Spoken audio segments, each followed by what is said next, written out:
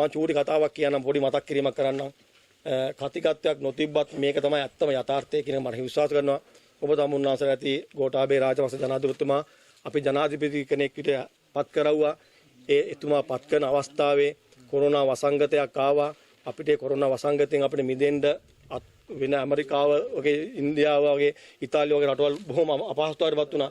අපි රුපියල් 5000 ගානේ මට මතකයි 4 ගමනක් අපේ ගම්වල මිනිස්සුන්ට දීලා තිනවා. පේදුරු තුරු දෙවුන්දර තුරු දුවක මිනිස්සුන්ට දීලා තියෙනවා. 10 ගානේ බඩු මාළු දීලා තිනවා. නිරෝධායන කරලා තිනවා. අපිට දැන් ඒවා කිසිම දෙයක් මතක නැහැ. හැබැයි මම කියන්නේ කළගුණ සලකන මිනිස්සු විදියට ජනාධිපතිවරණේ තේන්ගුදංගම උතයි දකිවා වගේ අපි ජනාධිපතිවරණේ අපි ප්‍රාදේශ සභා මන්ත්‍රීවරු අපිට යන්න බැරුණා ගේන්ගෙට අපිට පොඩි චකිතයක් ඇති වුණා. හැබැයි නොගියාම නෙවෙයි පොඩි කුතුහලයක් ඇති වුණා අපිට ගේන්ගෙට යන්න බැරුණා. ඒක නිසා තමයි අපි 2.50ට වැටුනේ කියන එක අපි නියතමානීව කියනවා. හැබැයි ගරු අමාත්‍යතුමනි ජාතික සංවිධායකතුමනි හැබැයි මේ මැතිවරණේ ඒ හිතන පක්ෂවල හිතන්න බෑ. ඒ මට්ටමට අපි වැටෙනවා කියන එක.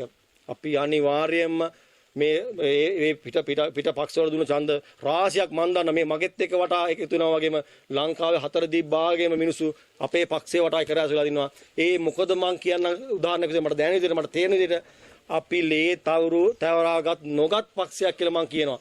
ගෝඨාභය රාජපක්ෂ මහත්තයාට මට තිබුණා එයාගේ තිබ්බ විධායක බලතලත් එක්ක ඕයලා මිනිස්සු මරලා යන්න තිබ්බා. හැබැයි එයා පිටිපස්ස දොරෙන් ආහාර ගිහිල්ලා බංග්ලාදේශය වගේ අපහසුතාවයකට පත් කරන්නේ නැතුව බංග්ලාදේශය වගේ අපහසුතාවකට මෙතුමා පිටිපස්සෙන් ගියේ ගැන අපිට නිහතමානී ආඩම්බරයක් තියෙනවා. අද මේ කකුල් දෙක කෙලින් කඩගෙන ආවිලා අපිට කියන්න පුළුවන් ආත්ම ශක්තියක් කියලා තියෙනවා. ඒකත් එක සතුටක්.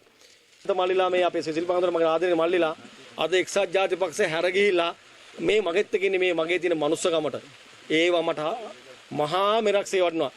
ඊළඟට මම ආරාධනා කරනවා අපේ